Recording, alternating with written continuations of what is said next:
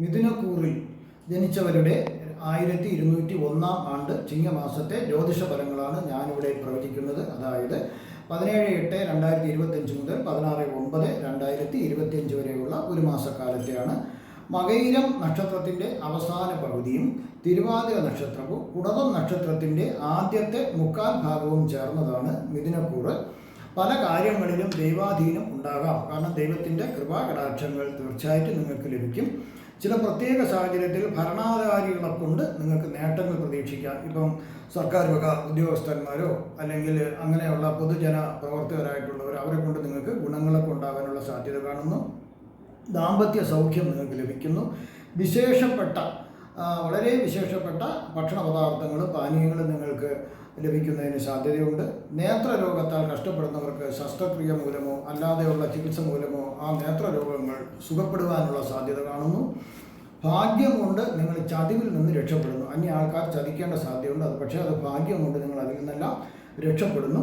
പൊതുവെ ഗുണകരമായ ഫലങ്ങൾ പ്രതീക്ഷിക്കാമെങ്കിലും ചില ഗ്രഹ തടസ്സങ്ങളുണ്ടെന്ന് കാണുന്നു.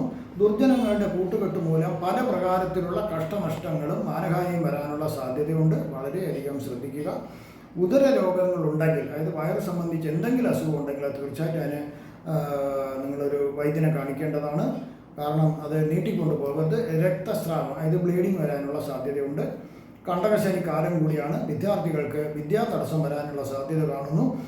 ധനനാശം വരാതെ ശ്രദ്ധിക്കുക. ഇപ്പോൾ വസിക്കുന്നിടത്തു നിന്നും സ്ഥലം മാറാനുള്ള സാധ്യത കാണുന്നു. ഉദ്യോഗസ്ഥർക്ക് സ്ഥാനചലനം, അതായത് സ്ഥലം മാറ്റം ഉണ്ടാകാനുള്ള സാധ്യത കാണുന്നു.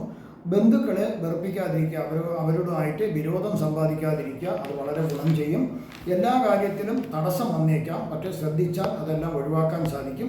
ദശാസന്ധികളും അപകാര ദശയും കൂടി പരിശോധിച്ചാലേ കൃത്യമായ ഫലങ്ങൾ പ്രവചിക്കാൻ സാധിക്കും. ഒരു വ്യക്തിക്കോ കുടുംബത്തിലോ നല്ല ഗ്രഹങ്ങളുടെ ഗ്രഹപ്പകർച്ചയോ അല്ലെങ്കിൽ അപകാര ദശയോ നല്ല ഗ്രഹങ്ങളുടെ ഇതൊക്കെ നടക്കുകയാണെങ്കിൽ, ദശാസന്ധിയൊക്കെ നടക്കുകയാണെങ്കിൽ തീർച്ചയായിട്ടും നിങ്ങൾക്ക് നല്ല ഫലങ്ങൾ നിങ്ങൾക്ക് ലഭിക്കാം.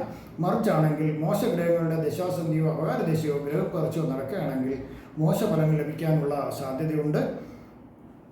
അതുകൊണ്ട് ഒരു ജ്യോതിഷനെ കണ്ട് നിങ്ങൾ ജാതക പരിശോധന നടത്തുന്നത് നല്ലതായിരിക്കും. ശനിയാഴ്ചകളിലോ വ്യാഴാഴ്ചകളിലോ നവഗ്രഹ പ്രതിഷ്ഠയുള്ള ക്ഷേത്രങ്ങളിൽ പോയി നവഗ്രഹങ്ങൾക്ക് കഴിയുന്ന പൂജകൾ ചെയ്യുന്നത് നല്ലതായിരിക്കും. നവഗ്രഹ ഹോമം ചെയ്യുന്നതും നല്ലതായിരിക്കും. ജ്യോതിഷപരമായതോ പൂജാപരമായതോ വാസ്തുപരമായതോ മുഹൂർത്തപരമായതോ ഉള്ള കാര്യങ്ങൾക്ക് നിങ്ങൾക്ക് എന്നെ ഫോണിലോ വാട്സപ്പിലോ ബന്ധപ്പെടാവുന്നതാണ്.